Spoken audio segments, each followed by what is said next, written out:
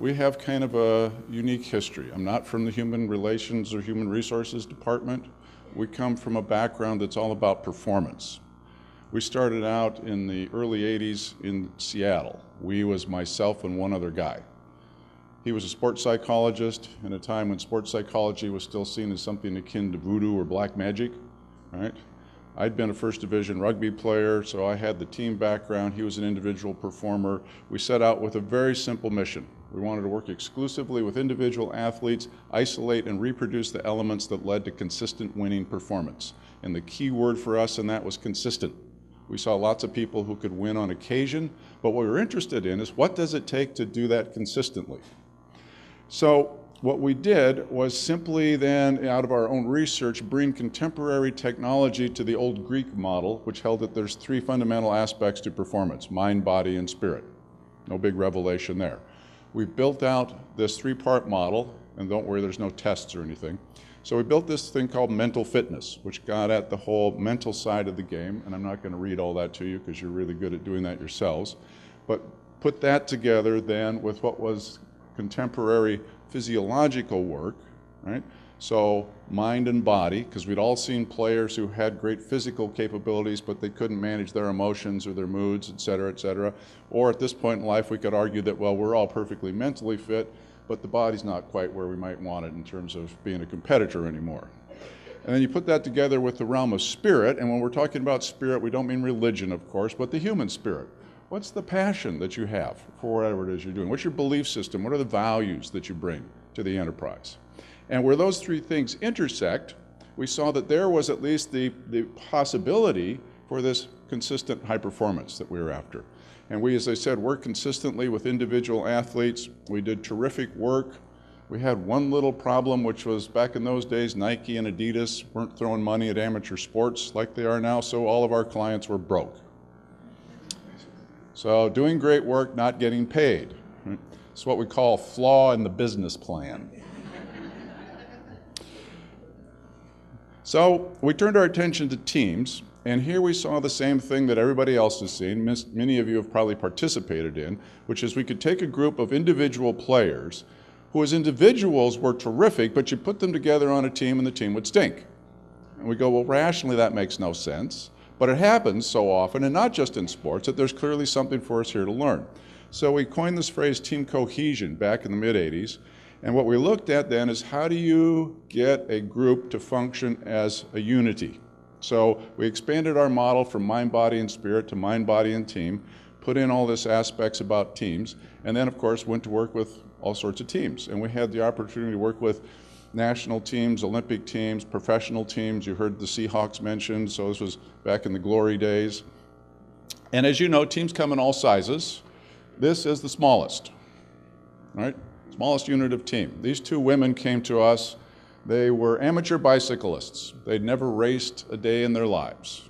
They belonged to a bike club. They'd been to a meeting of their bike club, and at the bike club meeting, they saw a movie about the Ram, Race Across America. Transcontinental bike race. And in that movie, it was revealed that no two women had ever done the race on a tandem bike. They said, we're going to do it. Now, we trained them for 6 months, bearing in mind these are amateurs, so they're keeping their day jobs.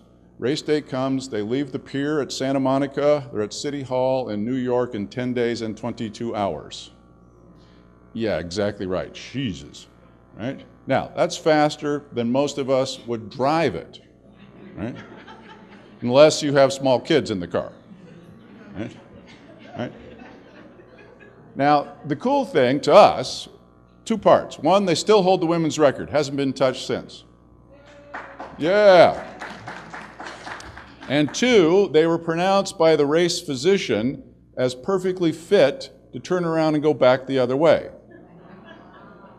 What do you think they did? No, remember, we taught them mental fitness. They got on the bike, pedaled out to LaGuardia, said enough's enough, we proved our point, took their trophy and flew home. That's right. Yeah. We don't train dummies, right? Now, surprisingly to us, this was never part of our business plan. All this success with teams caught the attention of the military. Now, you don't know enough about my personal history, but this is quite a bit of a divergence. In the 70s, I was the guy leading marches down freeways protesting the war. So that I suddenly found myself at Fort Hood, Texas was a little bit of a shock for everybody. Right? Now, what we found here was they had the same problems that everybody did. And what we did was we took the work that had been successful with athletes, reshaped it a little bit to the needs of the Army, and these are the results that we produced in a 1,500 soldier brigade. This was 6 months after we were gone, so not in the afterglow of the project. But what you see is overweight people overweight would be down by 66%. Sick calls had been literally cut in half. Drug and alcohol abuse were both down by 60%, and the PT, physical training test scores, had gone up 25%, unheard of in their world.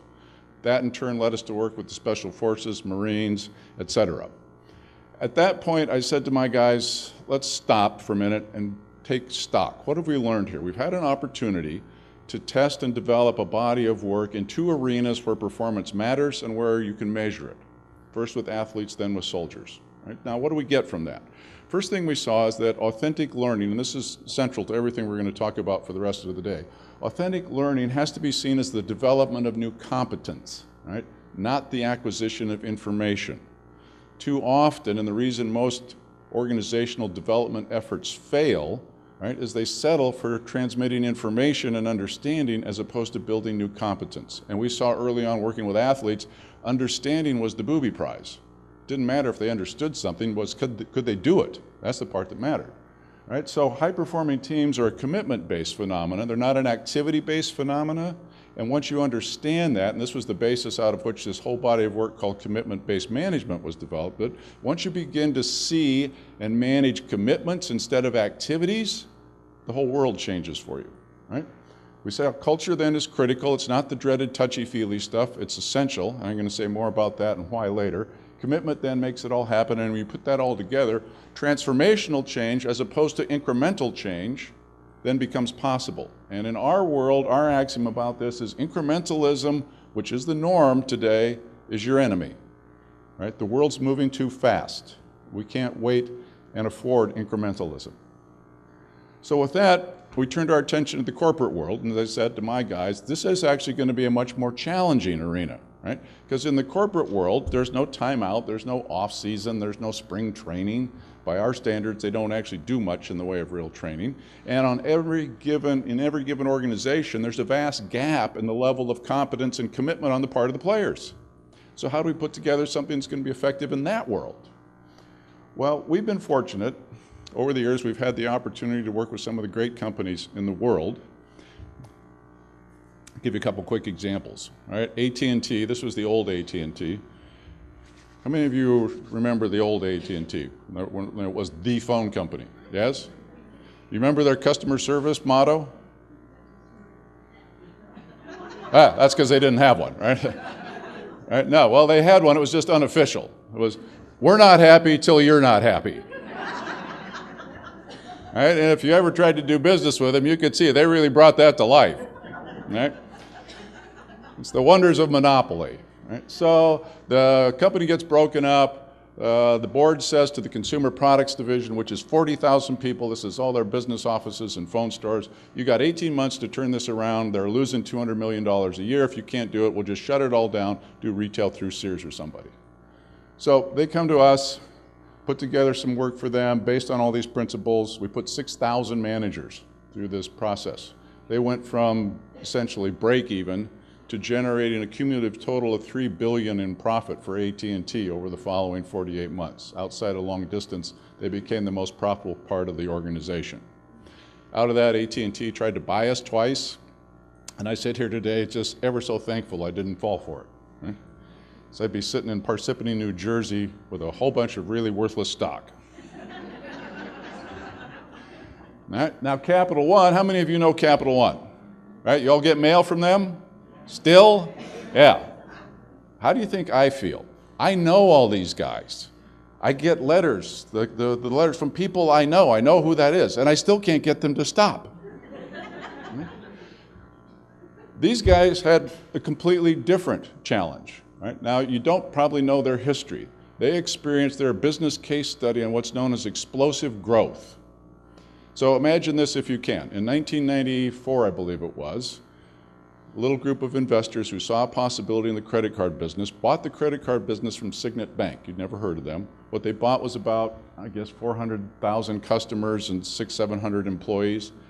6 years later, they were 17,000 employees, 40 million customers, and they did that all without acquiring anybody. Fastest growing credit card issuer in history, right? Our job was to enable that explosive growth, and we did it by putting in place this consistent management footprint that was all about commitment-based management as opposed to activity-based management. And they're now a case study, as I said, in explosive growth. Their dilemma was they'd set out to be a credit card company, which was great because in those days the SEC was okay with that. Nowadays they're not, so they had to be a bank, so they've changed themselves. But the history is really quite amazing.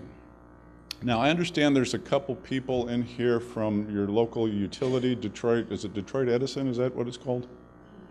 DET, yeah? Yes? Couple? There we go. All right. So Itron is a client of ours and a supplier of yours. These people make all the gas, water, and electric meters for utilities, right? So they came to us. They were looking for, they were a accumulation of 7 different companies that have been cobbled together, and they didn't have one unified culture and all these kinds of breakdowns that would come along with that. We put 300 people through there. They invested, what was it, $1.5 million in us, and generated about a $35 million savings, which is part of what we promised with our projects, and they projected another $100 million in new revenue, all in the space of about 18 months. So we've got a unique body of work. And what I want to point to you now is, based on that experience, we've come to see the world a little differently than most folks.